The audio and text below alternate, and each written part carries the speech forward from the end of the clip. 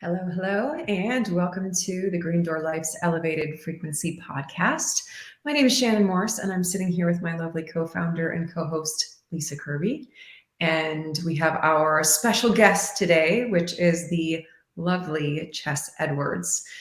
We're here today to essentially open up our conversation of awareness and awakening and study and being in that place of peace. And I've had what's a really lovely word inside of your emotional vocabulary, Jess?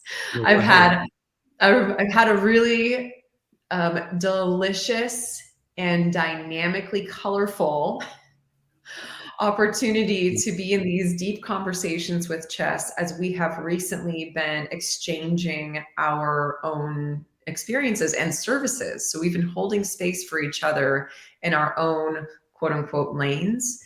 And so in that sense, I've been working with you, Chess, inside of your nutrition and movement journey, and you have been working with me inside of my awakening and awareness journey, consciousness journey. Yeah. So welcome, Chess. We're so happy you're here. Welcome, welcome. Thank you very much. Thank you, Lisa and Shannon, for having me here. I'm really excited about the opportunity to, play and explore and just keep expanding these conversations about how we can know ourselves, as fully as possible. So thank you. Thank you.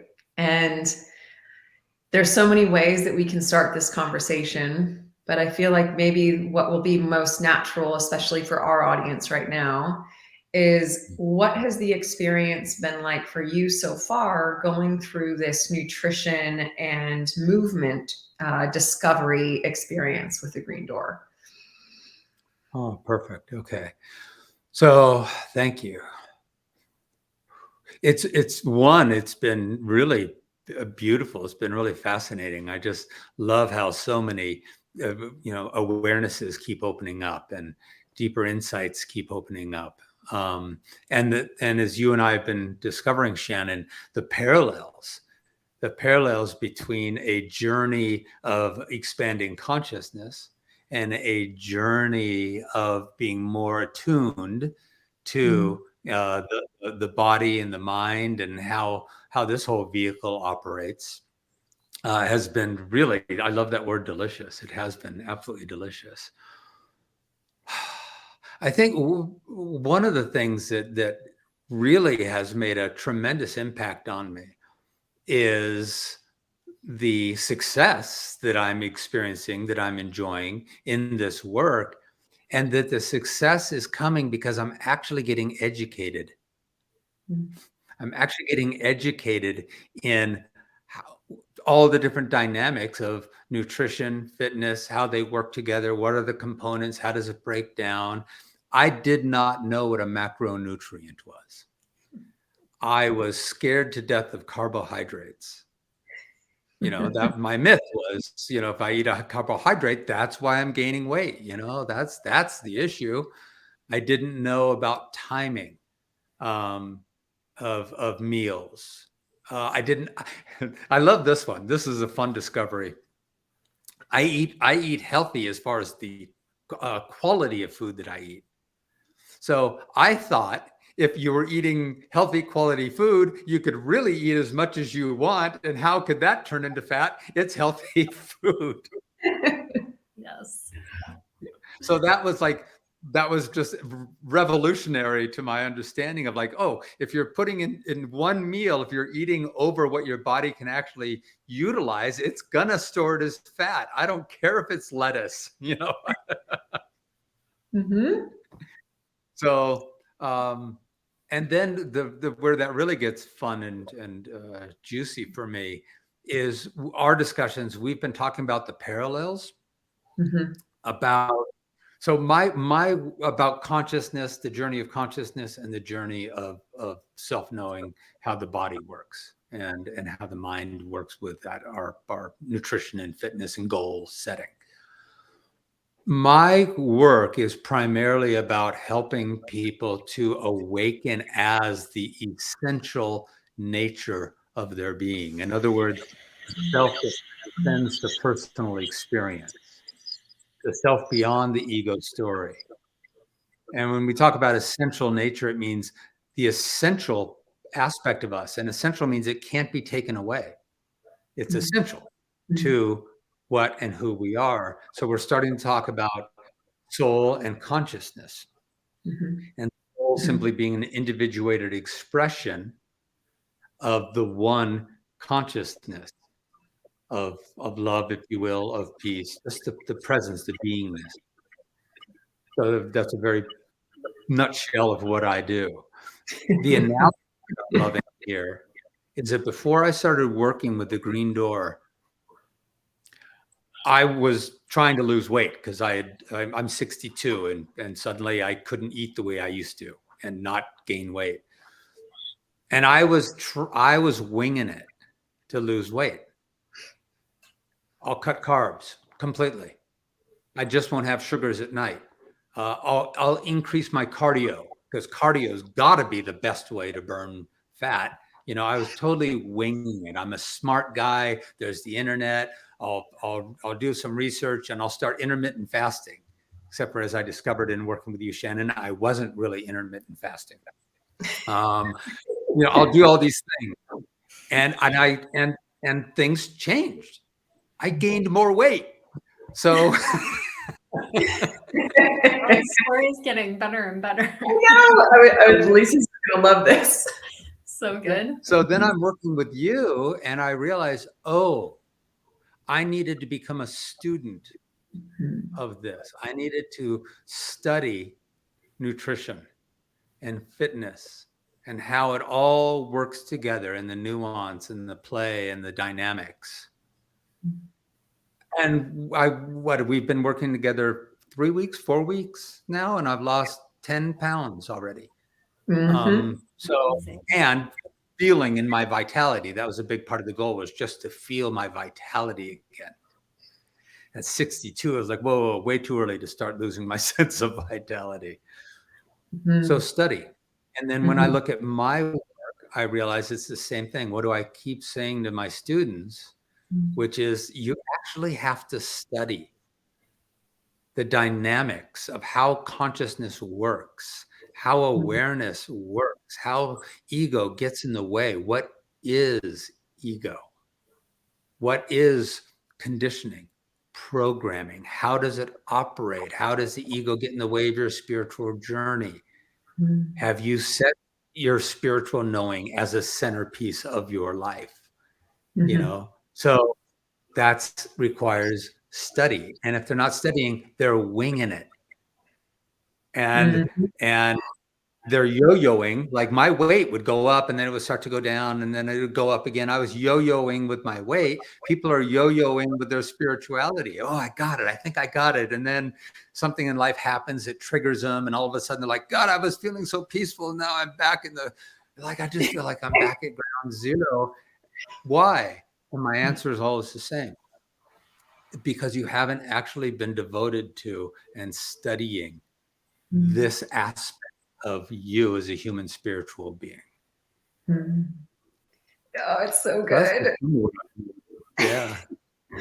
I thank you so much. There was some really fun insights that were coming in as you were sharing that experience. And I want to share a reflection, which is, Lisa and I have gone through this 12-week journey with thousands of individuals now. And what's so unique and beautiful about this is that the program that we're sharing, the framework and the science, is the same. It doesn't change. So what we get to see around it and rising with each individual is their own stories and their own beliefs and their own myths. Right. And so what was so incredible about you, Chess, and what I really want to highlight to other people in the incredible importance of knowing thyself from this consciousness perspective, is that I was able to witness you go, oh yeah, I have this story that foam rolling is useless. And I was waste like, my time. Come on, let's do some workouts. Let's get some strength training in. but you wouldn't identify it. You wouldn't go through the back door, right? You wouldn't go, well, do you really think I need to do that? Or, you were just like, there is a story here and it says this. It's not what I actually believe. It's not what I am. I am witnessing that there is this thing. It's standing here in the way of me doing the actual thing because I don't know. I'm seeing through a myth or a belief or a filter. And the majority of our current awareness level for most of us, I feel, or my experience is that it takes us a lot of re-navigating to bring awareness to the story. That more often, most of us who don't have that base spiritual practice are attached to the story. And it was so clear that you were like, yo, I got the story and it's saying this. And I'm like, great, let's talk about it. Let's demystify it. And it was so easy, gone. Yeah. So good. Well, once I love this in this work, once we recognize that just because our mind is saying it doesn't make it true. It is so powerful to get that witness perspective. And so through meditation and through self-inquiry, who am I really? What is the essential nature of me when this stops? Will I still exist? And if so, is that aspect of me, consciousness, present now? And so, and then we start to learn that is actually the unwavering stillness of being, the witness perspective that is witnessing all manner of story and emotion and things that are coming and going. It's so much easier when we can step back and go, wow, my story isn't me, but man, it's powerful. It's powerful. And if I name it as just what it is, oh, that's just activity of mind. I've got this activity of mind that happens. And do I want to be lured by that? Do I want to be hooked by that? Do I want to live my life on the basis of just my conditioned activity of mind? Hell no. I've learned by now that just does nothing but get in my way. So yes, it's been so easy to work with you in our conversations and you'll even say it sometimes to me. You'll say, because you can, you'll say, okay, hold on, carbohydrates. You're saying, you're still avoiding carbohydrates at night. Do you maybe have a story around carbohydrates? And I love that question because I go, oh, yeah, actually, I do. Yeah, let's talk about that. No, it's been awesome. It saves so much time. Oh, it does. Oh my gosh. Lisa, I was just waiting for you to hear some of these discoveries because Lisa and I will sometimes hear different individuals, get confronted with a story and really have a hard time moving past the belief. Because some of the times those beliefs are just keeping us safe, or, so we think they're keeping the idea of self safe. And the idea of self-safe, yes. And so we will sometimes, have to move through, okay, well, how do we hold the space for this belief to arise and then to look at it and go, does this still belong here? And does this actually apply to this moment? And so I've been waiting for Lisa to hear our conversations because I can only imagine she would appreciate it. Yes. I think it's so relevant in the work that we do because it's like step one in working with people to rehaul their health and learn about nutrition as a student. I love that perspective because it's such a better explanation of what we're teaching. Like it's not a diet. It's truly we're educating everyone about these are the basics about nutrition that we all really should have learned when we were children.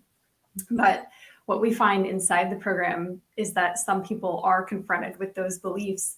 And a lot of the times we don't know that they were even there. that was kind of like my initial experience when I learned about nutrition. I was like, holy crap, how long has that belief been there? And how long has that story been there? And I've been repeating that over and over. And so I love the parallels that you both are drawing, that you can come from these different modalities and approaches, but still find, higher consciousness and awareness through these like self-study processes. It's really, really fascinating. And all we're kind of asking as coaches and mentors is to be open-minded to, what if that thought or belief isn't true? Like that's really all we can ask, is just keeping that open mind of, what if that's not true? Or what if I try the opposite of that? Or what if I try something different and see if I get a different result? Because really, it's like, if we keep repeating the same stories and beliefs and habits and eating patterns, we're going to keep seeing the same results. And sometimes that result is the yo-yo effect, whether that's yo-yoing in consciousness or yo-yoing in how our bodies are presenting. I just love it. It's just so intertwined. And I think what we're coming to in this evolution of health and wellness now in 2023 and beyond is, you cannot separate these bodies, our emotional body, our spiritual body, our physical body. They're so intertwined. And having the space and the mentorship and the guidance to infuse and support all the bodies it's I feel so honored to just be in this space. Cool. And all of that requires paying attention and learning, right? The mental body, poof, how does that all work? The emotional body, wow, how does that all work? The physical body, how does that all work? Really, like a protein drink right after a workout is really important. And maybe I was eating protein, but that's actually not as effective. Like, learning these little nuances is tremendous. You were speaking, Lisa, just we're looking at foundations, right? Foundational truths, foundations of nutrition, foundations of wellness, foundations of spiritual knowing. And I know that some of my stories were deeply ingrained. I'm still unpacking them. Why is it that I put a portion on my plate and something in me goes, yeah, that's not enough, and just put more on. So now that I'm weighing my food, I mean, that was a game changer completely right there. And now I'm learning, oh, this portion actually does satisfy. When I was early 20s and I was guiding river trips, I was burning a ton of calories, and I was in my early 20s. We used to go to this cafe as guides before a trip, and we'd like have our strategy meeting. We'd have breakfast.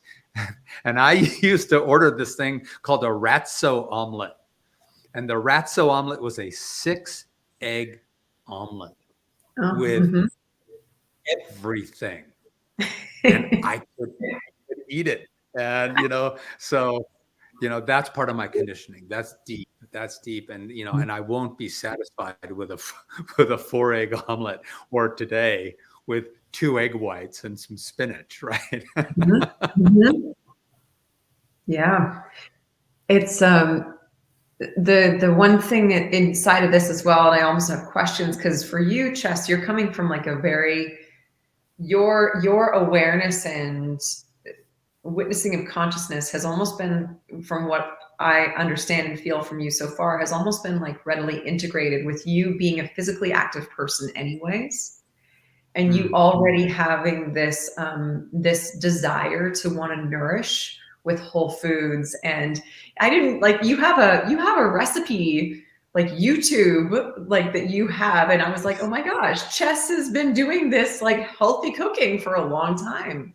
But just having these new pieces are a whole different thing. But what I really wanted to acknowledge and even highlight is, in my experience with working with different practitioners who are guides for energy or spirituality or any of these modalities that's a little bit more in the subtle energy fields, I've found that very few of them seem to be caring for their physical form in the same way that they place attention in the subtle body form.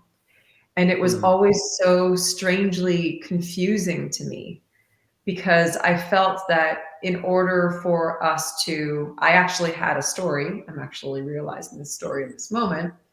I had a story that said, in order for us to be connected to the subtle field, we have to have a sound physical vessel, which was actually not the case. Well, that's really interesting, actually, because I've found that some people who are actually not physically grounded have an easier time connecting.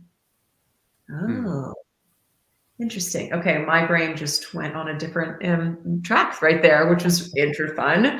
But I think the previous story was that I was just kind of confused on where we have these beautiful practitioners of this spiritual and subtle body realms, and yet they have some serious health conditions.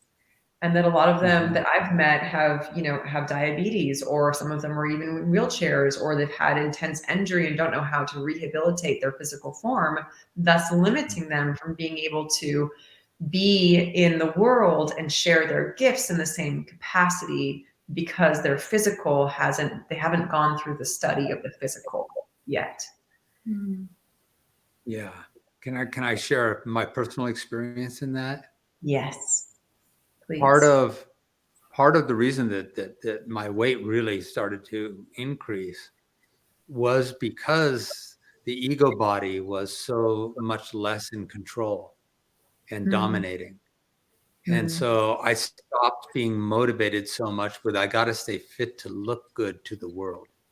When I started to allow that my essential nature of being was that was the most beautiful truth of me, then the physical body was less, I wasn't keeping it in shape for the purpose of being loved, the purpose of being accepted.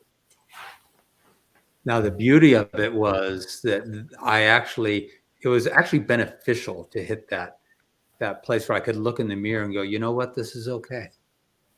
I'm still okay. Like, I'm still, because I'm rested in love now. That's I'll come back to that in a second, that value of resting in love, so that we can meet ourselves in all parts of our journey, and that they're all okay. We can love ourselves and not shame ourselves so much. So I stopped shaming myself for being out of shape. But then my vitality was starting to wane, and that's when they got my attention, because I'm looking ahead in my life, and all the work and opportunity and playfulness with an awakened consciousness that I want to explore and know and experience. I went, oh, I do want to get this vehicle into more of a state of purity. I've got purity of spirit really moving through, and I want it to be a whole pure experience. So I think maybe that's part of why some, and including myself, when we're opening into just a state of allowing, then it's like, okay, and so I'm getting fat. Okay. I don't have to panic about that. But then to come back into saying, all right, so I'm now doing it for a different reason, not to be loved and accepted. I'm doing it simply because I want to feel the most alive in my body. Yeah, absolutely. I very much appreciate that. And with that, there's the concept of intentionality, coming back into what's driving us to be integrating into the things that we are. And what our conversations have been about as well is, it's consistently like, know thyself, just every other time, just reversing and going here, just like whenever we're like, oh, but what do they think? Or, whenever it's turned out, it's just and back, which has been so cool. And I can absolutely see that would be part of the process at some point. It's funny, the part of the process that I think I've experienced, or feel that I've experienced in that kind of awakening, is going, well, shit, if I'm not this, then might as well just like do different stuff with this and see what happens, like might as well like sometimes have braids, sometimes have blonde hair, like create an avatar that looks weird and see how it feels when people respond and go, wow, that was weird, Yeah. So you have Yeah. no fear of changing the story ever. Like Shannon is a total chameleon. She's like, I don't like that. That's changing. It's just so fun. Yeah, because then underneath it, like a yeah. game. Mhm. Yeah, but I love, thank you for that, because that's such a cool, like, well, also thank you for that reflection, Lisa, and then Jess, thank you for that. Just your personal experience of like, almost like just going, okay, well, I guess we're gonna feel what it just feels like to be that essential nature. And it's not about what the outside is reflecting back to me. It's about me being this, and then moving through the experience of that. And then on the other side going, maybe a little too far. Okay, we're going to bring it back a little bit. And like, I want to experience something else in this physical form now so that I'm able to move everything else in. It's awesome. Yeah.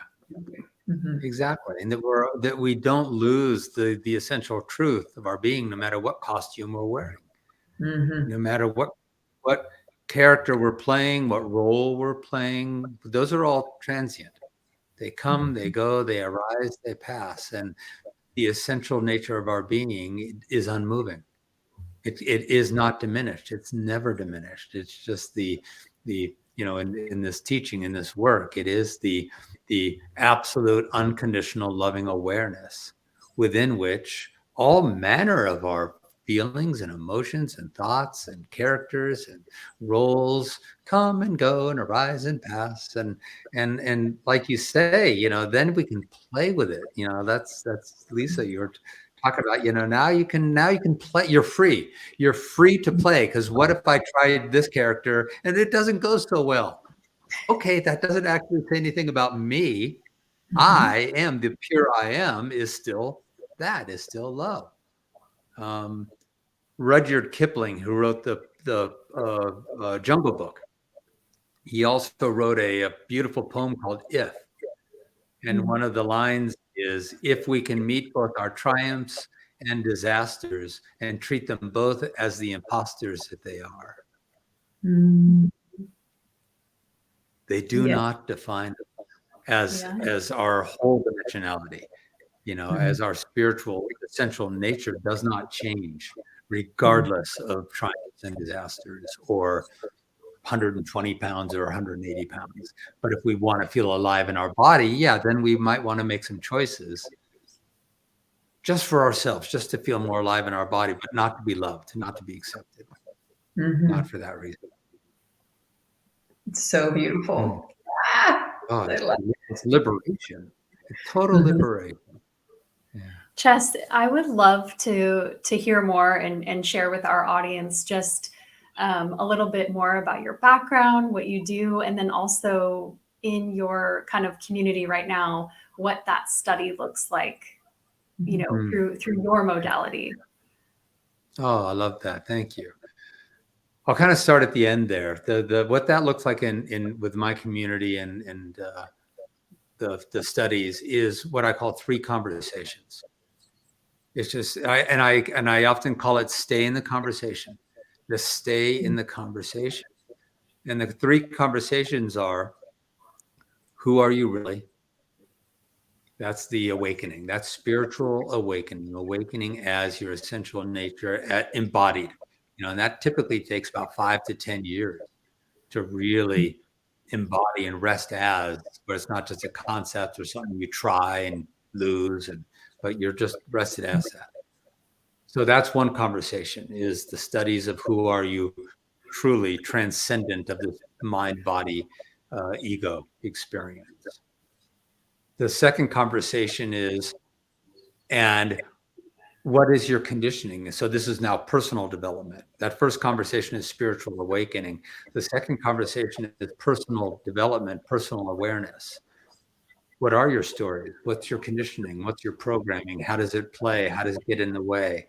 How does your ego mind convince you that you don't need the spiritual stuff? No, you just got to have better thoughts. You just got, so to understand the personal dynamic of the character. Mm. And the third conversation is, and are we paying attention to how we are crafting, creating our lives so that there's room for and nourishment for those first two conversations? So are we paying attention to the quality and nature of our relationships, of our home, of our diet, of our nutrition, of our fitness, of our creativity, of our work? Like to look at our lives in all these different ways and say, really, how can I create a life that allows me to really have these first two conversations, which is all about know thyself.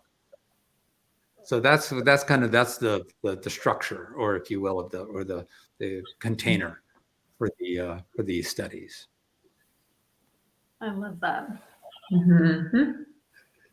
I came to this work because I was a mess. I was just an emotional mess. Most of my life, I had a really powerful and strong conditioning of just not ever feeling worthy enough of being loved. I didn't trust that I could truly be loved. And so the story was, if I ever make a misstep or a mistake, love will be withdrawn. So an extraordinary amount of effort going to try to be the most right and okay and guy I could be, and never to have inadequacies. Don't ever, and if I got them, certainly don't show them and don't share them. Well, as you can imagine, that just created all manner of walls and distancing. Mm. And I started to do personal development work. I just got to a point probably around 40, 45, where I did my first retreat, my first weekend retreat, a silent retreat that pointed me to, personal development. And why do you feel this way? Where do you think this stuff came from? Tell me about your mom. Tell me about your dad. Tell me about your childhood. I'm like, why? What does that have to do with anything? I mean, I was that daft on all of this. But that started the journey, and I really, really started doing a lot of personal development. I even worked with a group for a number of years, about 5 years. There was a group of us that would get together 3 or 4 times a year, and usually involving psychedelic substance, that we would really go on these journeys and pierce the veil of story. And it was valuable and beneficial, but there was no spirituality in it, which was kind of odd. It was all about recognizing, where our stuff came from and how to try to let go of it. Valuable work, and it made a difference. But I did get to a point where I was going, I keep hitting a ceiling. What is it? Why can't I really be at peace? Why can't I just have stable peace? Like, how long will it take? What do I have to, I think I've looked at all my stories, or the big, and I started to find teachers that were talking about non-duality and self-realization, and they were saying, yeah, but do your personal development, but you are beyond the person. And do you know what that is? Do you embody it? Do you actually feel it? And I went, I don't even know what you're talking about. And when that started to open up, then I realized, keep doing the personal development work. But if I'm really to love every part of me that it's going to arise without shaming myself, without feeling so afraid of looking at my shadow, it's going to be valuable if I'm rested as the self beyond it all. So much easier than to go back and do the personal development work and look at my shit and look at my shadow and look at my shame and look at my grief and look at my guilt, all of it, and allow it to arise into the light of love, not as a concept, but as an actual embodied state. So that's why now I do this work. Is I just recognize the personal development is so much more graceful and elegant and possible when we're coming from knowing ourself beyond it. We don't want to spiritually bypass and not do the personal development and shadow work. But my God, let's come to rest in some truth of being, so that when the stuff comes up, it doesn't just consume us with, oh my God, I can't believe that about myself. Oh, I don't want to look at that. I don't want to talk about that. I don't want to show that. And that's why Shannon and I can work so easily in this work, because when she says, I think you got a bullshit story about this, that I don't take it personally. I just go, yeah, oh yeah, there it is. Yeah, look at it. I really, really appreciate you, Chess, describing the difference of personal development and like a more spiritual journey and resonance of, the witness perspective, because it just resonates so much with, everything that I think collectively so many people have been going through what feels like a collective awakening. And I always say for myself, it's really happened in the last 6 years. And I just really, really appreciate that perspective from you of not judging yourself as you're going through the personal development stuff, especially if you find yourself in these loops of, oh, I'm here again. No, triggered me again. And like, I've been really just relatively recently, finding myself like, I'm in the witness perspective. I'm seeing myself be triggered. I'm seeing myself have these emotions. I'm seeing myself move through them. I know how to self-soothe. I know how to get my physical body, my emotional body through it. And still I'm just like, can we speed this up? Like, I'm frustrated in the perspective of seeing myself and being like, can we just not do this anymore? Like, I don't want to be triggered ever. Well, when we're truly in the witness perspective, there's no frustration, because the witness can't be frustrated. It's impossible. It's unwavering. It is unconditional loving awareness, truly unconditional. And this brings up an awesome point, that this is the other big thing I've learned in this work. Shannon and I were laughing about this recently. So I've learned that desperation is hugely valuable, in that it brings people to the path of physical well-being or nutrition, or like that's, I was desperate. I was like gaining weight. Like, I don't know how to do this. So I was desperate, and it brought me to the study. People will often come to this path of like, I've tried this and I've tried that for personal peace, to be stable in peace. I've tried this and I've done workshops and I'm okay for 2 weeks, and then I'm back to the old stuff. And what's going on? Desperation is powerful in that it can finally bring us to a place of saying, all right, I'm willing to do whatever it takes, because it ain't working. However, once we're in the work, the desperation has to end. It'll get us in trouble. So in the spiritual work, if I'm desperate to get through this, I'm actually going to I'm going to go back to my personal development and try to work through this stuff without the proper tools. Yeah. Without an embodiment of love. So we need to turn our desperation into devotion and say, I'm devoted to knowing myself fully and actually resting in my divinity, so that I can let my work take as long as it needs to take, and I can stay rested. But if we bring our desperation to our spirituality, then it's just the ego saying, I'm tired of feeling this way and I want to feel better. The ego co-opts the whole experience.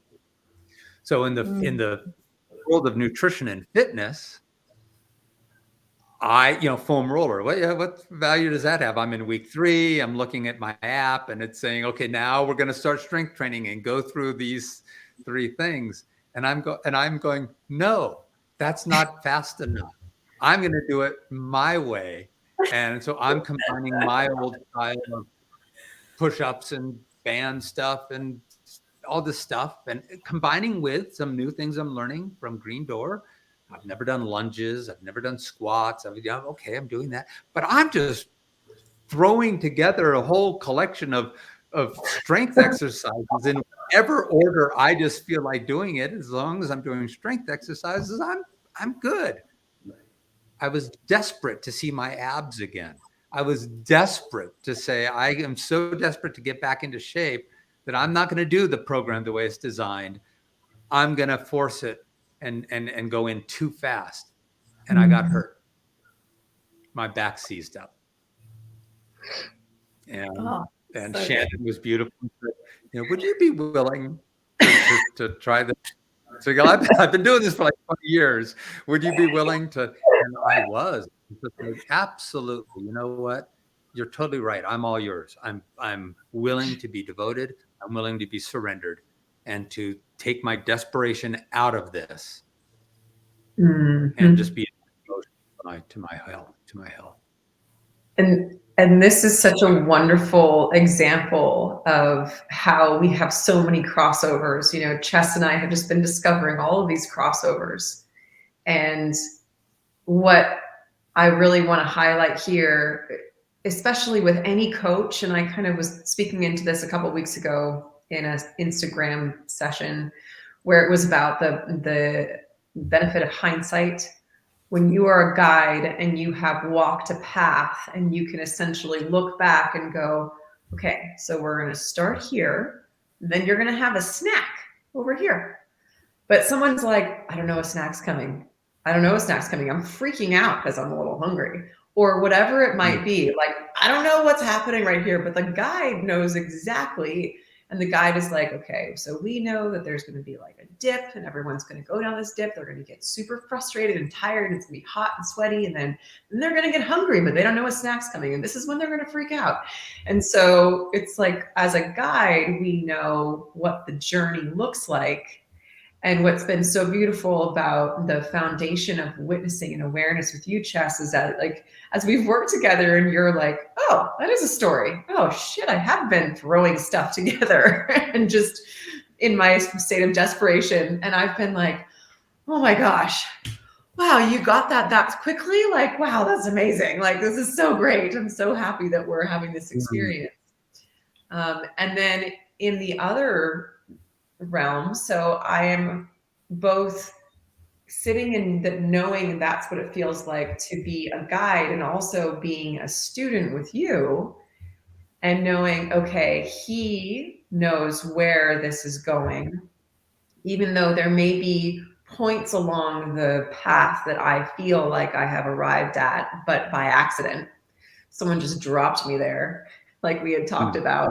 I went skydiving and I just ended up there, and I don't know how I got there. And now I'm trying to figure out how do you get to that place, or what's the process of just this experience in total. But I think the thing I'm sharing here is the different areas of being a guide. And in that study, just like what you've been pointing to, there's such a power there. So then when you are in those moments of desperation, and when you are having a resistance that comes up, if you're working with a guide, the guide can be pretty normal actually. So we're just gonna reroute and fuel up, and whatever that means, whether it's spiritually fueling up or physically fueling up. We're going to turn on some windshield wipers and get going in our car, and you can see now, so that's helpful. Then it really does allow the experience to be that much more gentle and inviting. And I don't know, it's been such a beautiful example. And the last thing that I want to make sure that I point to is what's been fascinating to me, and Lisa, I think you're going to appreciate this as well, is we look at the process of weight loss. And the process of weight loss is an up and down spike. It's not like this straight down linear experience ever. And that's because the body is going through new equilibriums, new phases of, okay, I feel comfortable here. I feel comfortable here. I'm expanding to contract. It's an expand and contract scenario. And it feels like the same thing when you're moving into the process of almost like ego disillusionment in a way, or the process of moving into being that of the witness, being that of the awareness, being in that state of I am, it's a continual kind of like, the ego's like, yo man, and you're like, okay, yo man, and then you go down. It's just, whether it's an up or down scenario, but that's another thing. So when we're able to hold the entire cycle and to understand, if I'm here, it's okay, because I come back here. And then if I'm there, it's okay, and then I go back down, And so there's this allowing of letting it arise in love, which I love that you have brought that terminology and that feeling into our conversations. When something is coming up, let it arise in the space of love, the space of I am that, it's all that there is.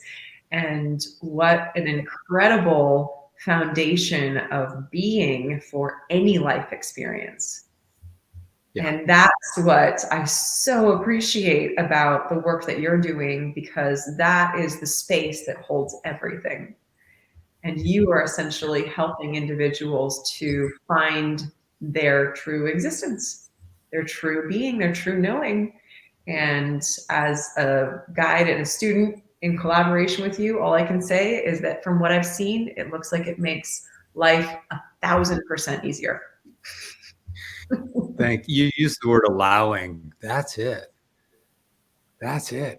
It's and that's the liberation. Then we can meet. If we're rested as our essential nature, we don't deny any experience. Now I can feel pain, fear, frustration, loss. A relationship ends. I'm going to feel loss. I'm going to feel sadness. I'm going to feel some aloneness. I'm going to feel these things, but I don't get lost in them. We were talking about that the other day. That I used to get lost in all the experiences of life, and now all the experience of life get lost in me. They just arise and into the vast presence. And so I can allow pain to arise. I can allow frustration to arise. I can allow, loss and love and giddiness and bliss. And I don't then have to hang on to the bliss. I can let that come and go. And it's just Rupert Spira, one of my teachers, he teaches that allowing is not an activity of mind. Mm-hmm. It's not an activity of mind. It is the very nature of our being. Unconditional loving awareness is going to allow everything to know. It's like the sky allowing any weather pattern to come or go. And man, when we can rest in that and just watch our weight, do this, and the body goes, okay, I can start to release. Wait, what am I doing? Wait, hold on. I'm not sure I'm ready to quite do that yet.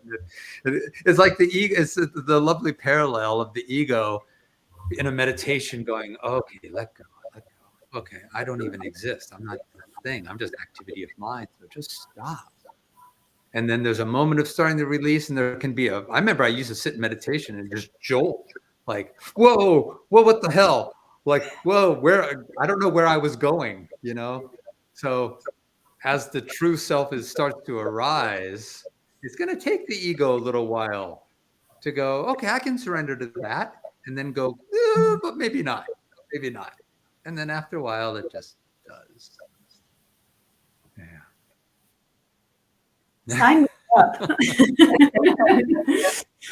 Especially, what I'm hearing too, Chess, is that in terms of our practices, it really feels like you're offering a discipline, a devotional, like everyday kind of practice tools, like tangible tools that you can take and apply to cultivate and foster that connection and, live in that more conscious state. I need that. Like that is, I think it's essential.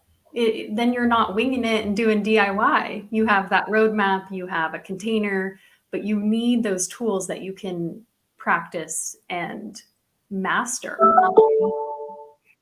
Yeah, and to do so with training, right? I mean, this is exactly what you guys offer.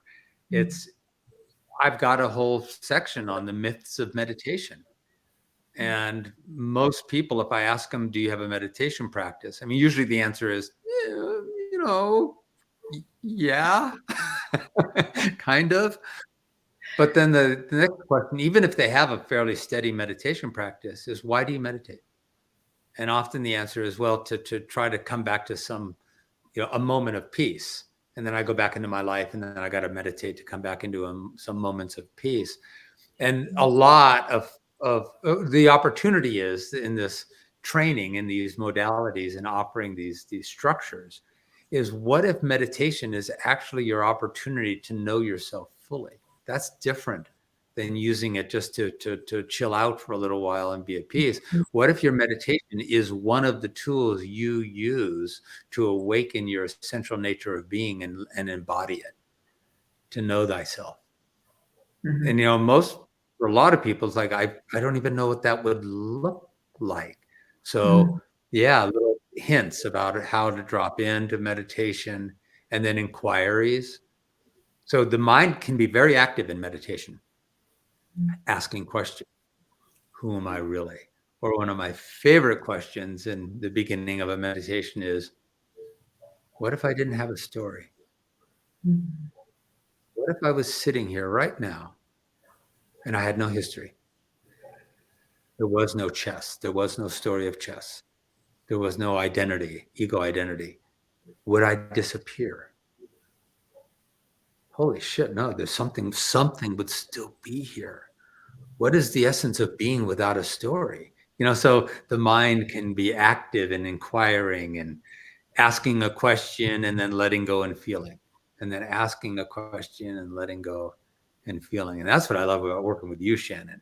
You have this cultivated ability, and it's somewhat inherent to you anyway, but it's also been cultivated to stop and feel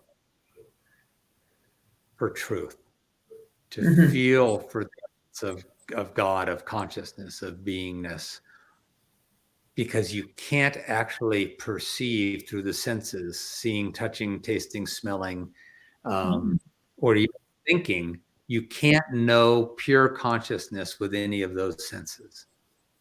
But you can know God consciousness, if you will, the essential nature, through just stopping and feeling its presence. It's kind of like hunger. You can't touch it, taste it, smell it, see it, but boy, you know it's there. So yeah, Lisa, there are tools. There are absolutely, studies, tools, practices, different types of meditations, models. I use a lot of models to help people understand the formless. You got to kind of bring it into form sometimes with analogies and metaphors and models. They're not fully accurate, but you use them for a while to help, and then when you don't need them any longer, you let them go. And one of the things that I really just want to share with, almost like whether your goal is to be in the space of your being more and just understand what that means to you, or if it's fitness, or if it's nutrition, or if it's finance or relationships, whatever that intentionality is, we have to be in the conversation more frequently. So if our intention is to be in the space of awareness, we need to be in the space of the conversation of awareness as well, which is why when Chess, you and I started this collaboration and working together in this cross, like infinity spiral of really lovely giving and receiving. You asked me what I was looking for, what would support me. And I just said, I want to be in the conversation more frequently. Yeah. And like anything, to be, what I've noticed more and more is what you've shared, and it's just becoming more obvious, is that we already are that. And when the conversation is more frequent, and when we're in that conversation more frequently, we're giving ourselves the opportunity to turn the view in over and over, more, just more regularly. And we do that in a way with nutrition. We almost point to that there's a door. We point to that there's a way of sensing something. we point to that there's something that's outside of, okay, we have the science and the logic, but really there's something that is aware of the sensation that you're experiencing. What's that? And just consistently kind of moving around. And what we kind of have realized lately, Lisa and I, over the past few years, is that ultimately what we're giving individuals an opportunity to do is to know themselves through the doorway of food and how nutrition works in their body, which has been super fascinating. And I just am so grateful about this experience because it has allowed me to feel the conversation of consciousness, of awareness, moving into so many other facets in the physical realm, which I actually felt like I was getting a little stuck in, just talking about the physical, even though I knew that there was a witness that was holding, that there was still the conversation that was kind of being woven in. I was sometimes feeling like, how long can I talk about this for? Now it's been like 10, 15 years. Like, how long are we gonna? And so I was really just feeling that the awareness was just kind of expanding out, going like, yo, man, I mean, do you want to point to this real quick and like talk about the thing that's holding the space for all the other stuff? And so, and for those who need a very simple explanation of what Shannon's saying, yes. The grass is greener where you water it. It's where you're focused, where your attention is. So it's bringing that peace, that conversation, making it active in your life so that it's not I'll meditate once a month, or, I'm going to go on a retreat every 12 weeks. That'll be my I'll fill my spiritual cup then. Like what I'm hearing, Shannon, is you wanted that attention, and like what a gift for yourself. Like, yes, Shannon and I always talk about how important it is for coaches, like anyone who's a practitioner, to have someone hold space for you, so that you can show up more for other people. And it's such a gift to be able to, I know for us, it's like having nutrition and our bodies and our physical health, like pretty solid. It allows so much space and attention to be able to be spent on these other areas of life that are so essential and fulfilling. So like I said, sign me up, Chess. Yeah. Conversation is different than, oh yeah. I mean, because I reached out, the reason Shannon and I started doing this work was I had reached out to Shannon and said, this world, I need to know a really good green drink thing that I can do for a couple of weeks to reset my body. And it's like, and that'll be good. And then I'll be back on track. And I was looking for the short term, kind of like going on a little spiritual retreat, but then coming home and then going about your normal life with that. So I was looking for that. And she said, I got a better idea. Let me actually teach you about why all this is going on within your body, in your experience. That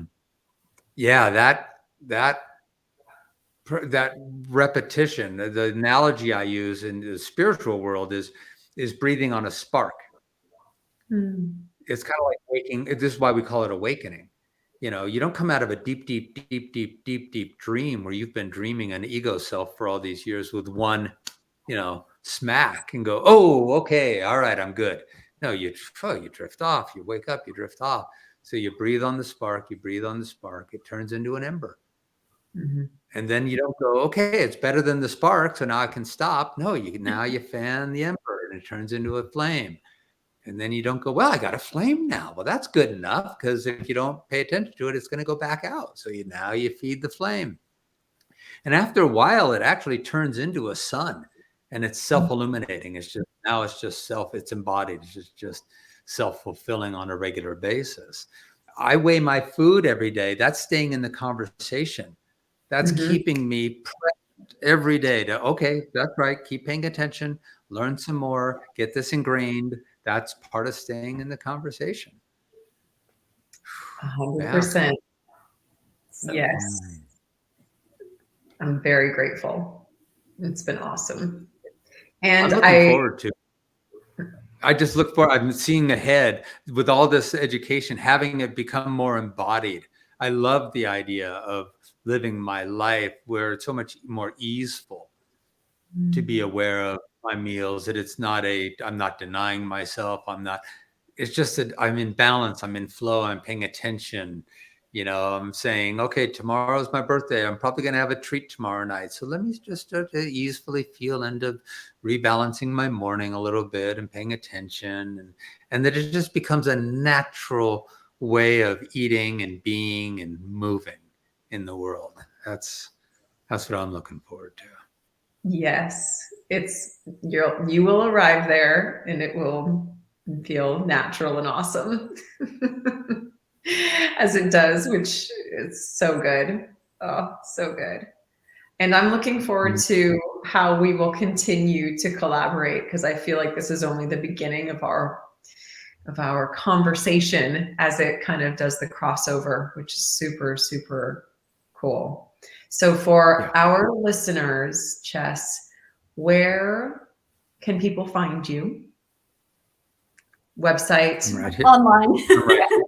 Online. In the divine, man. Find me in the divine. And okay. So it's very simple. It's chessedwards.com. And I've got some social media presence, but I don't really do much of that anymore. So I'm chessedwards.com, and I've got a couple of really nice offers. One of them is somebody can download what is called the 6 Foundations for Peace and Freedom. And it's a mini ebook, and it just speaks about creating this life that supports personal development and spiritual awakening, and basically speaks to those 3 conversations. And it's even got a little tool that you can use where you can, at the end of each chapter, you can assess, for this foundation, like a foundation of practice, or the foundation of patience. That's a big one. Then you can use this tool at the end of the chapter to ask questions and look and see, how am I doing in this area of patience? Where am I on that? So that's a lovely free tool people can download. And then I have a membership or a community. It's an online community called the Oasis, Nourishment for Your Soul. And it's where I upload teachings, and where we have open conversations, and where I have live calls every month. And it's to stay in the study. And the Oasis opens up about 4 times a year for about a week, onboards new people, closes down, and then opens up another 3-4 months later. But on my site, there's a place to sign up to say when it opens up, I want to be the first to know. I also have some guided meditations there as a free gift. And I have an emotional vocabulary builder that allows us to learn more ways to know ourselves and to express ourselves to others. So that when we're in our relationships and people say, "How are you?" we don't go, "I'm good. How are you?" "I'm good." Like, okay, but to use more fun words to really go in. "How am I doing?" I'm doing giddy. I'm feeling giddy today, or excited, or melancholy. So the emotional vocabulary builder is available there as well. Thank you. I've loved that little tool. I'm like, ooh, wait, which one? The emotional vocabulary builder has been fun. Even just the concept of thinking about other responses outside of good, fine, I'm okay. Like going in deeply. It's a really nice journaling tool. How am I don't know what to write in my journal today. Well, let me check in first. How am I doing? What's going on here? And really feeling into a deeper nuance and going, oh God, I'm feeling befuddled. What the heck? Wait, what's that all about? So, and I have people who use it with their kids, like at dinner. They bring it out every night before dinner. Okay, before we eat, let's go around. How are y'all doing? And everyone checks their list and finds a way to describe how they're feeling. I love that. That's amazing. And then the wrap it up, it's I work with people where I typically start any relationship with anyone with a 2-day immersion, so that we can actually spend 2 days really reformulating every understanding of our full dynamic and our perceptions about self. It's like an initial awakening. Mm-hmm. And most people come out of that going, oh my God, like this changes everything. This understanding changes everything.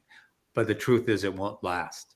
So it's that followed up with weekly coaching sessions to stay in the conversation. Mm-hmm. Beautiful. I love that you offer that. It feels like such a powerful just framework for that kind of experience. Anyone who's able to do that, I would say do that. If I had to choose for somebody. Thank you so much. We're really, really grateful. Lisa, is there anything else that you wanted to sign off with? I I'm excited. No, Lisa, you go please. ahead. I was going to say, Well, I'm excited to introduce you guys to my community, to the community, to the Oasis, because this really helps flesh out and balance and bring so much more wisdom into the mind-body dynamic of the personal experience. And we need it. I needed it.